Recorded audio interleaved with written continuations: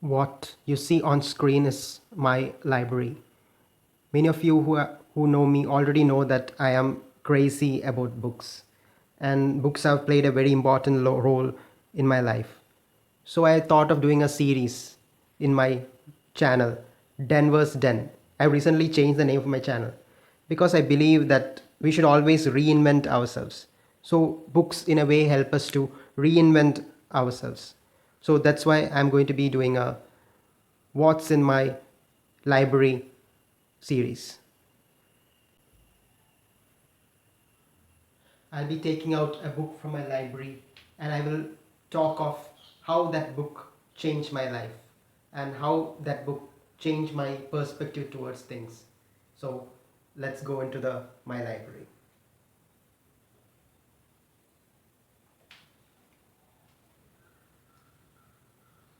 So the book I'm going to talk about today is this book, Soddit, The Soddit. So many of you would not have heard of this book. This book is actually a parody of The Hobbit written by J.R.R. Tolkien. So this, if you notice in this book, just check out the name of the author. So even the name of the author is fictitious, A.R.R. Roberts. So I'll read the blurb of the book and you will get an idea of what the book is.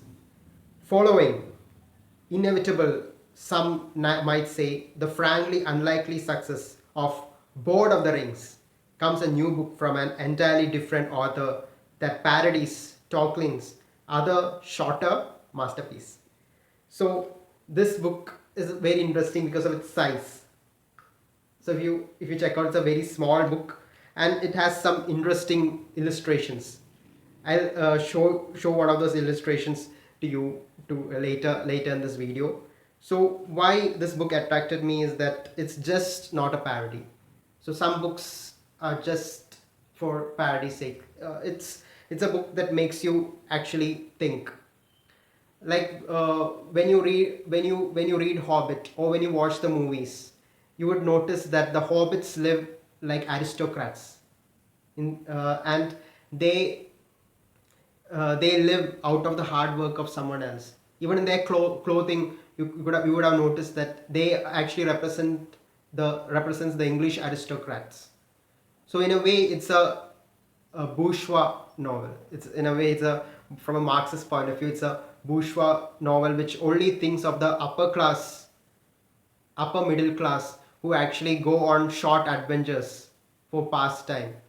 So during the Victorian age, you would find aristocrats spending a lot of time in leisure, reading, etc., and they would go for an adventure, maybe a hunting trip or something like that. So in a way, this book celebrates and mocks the British aristocrat by parodying Tolkien's The Hobbit.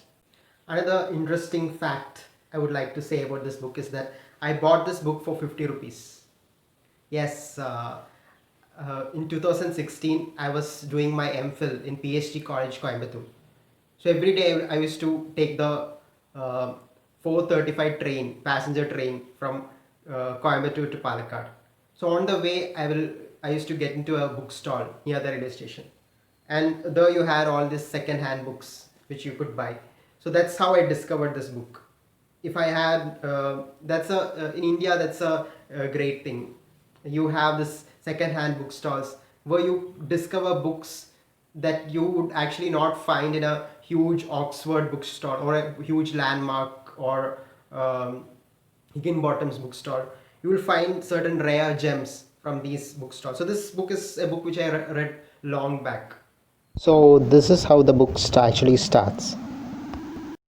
This book has bingo instead of Bilbo. The trolls in the books are actually trolls that actually look cuter than the original Tolkien novel. And this is actually a real Marxist reference coming from the spider.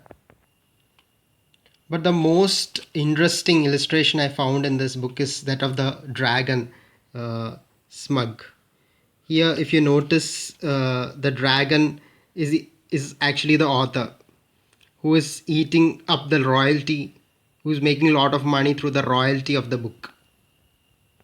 The book also has a parody of Harry Potter. Here you have Harry Potsdam by J.R., not from Jamrick Roland. So if you want, you can check out this small parody of Harry Potter. You also have a parody of Oliver Twist. These are mentioned as another books of the author, and even Mary Poppins. So thank you. This is the last part of the book. No animals were harmed in the making of this book. So this is actually the original book illustrated by Douglas Carroll. Okay, thank you for enjoying this book with me.